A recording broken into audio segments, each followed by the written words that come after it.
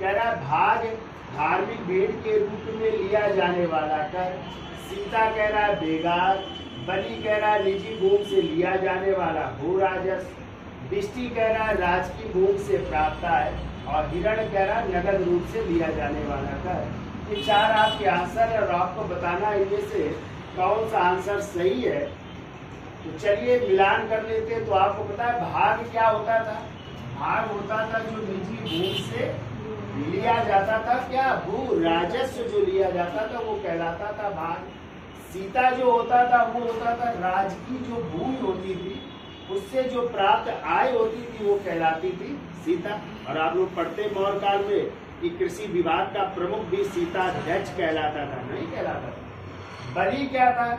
बलि था जो धार्मिक भेंट के रूप में लिया जाता था कर, वो कहलाता था बलि।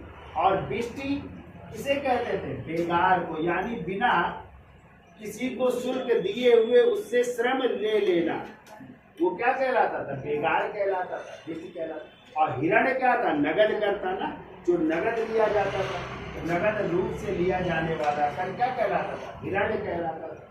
अब मिलान कर लो तो 3 फिर 4 फिर 1 फिर 2 फिर 5, यानी 3 4 1 2 5। तो आपका आंसर कौन सा आ रहा है?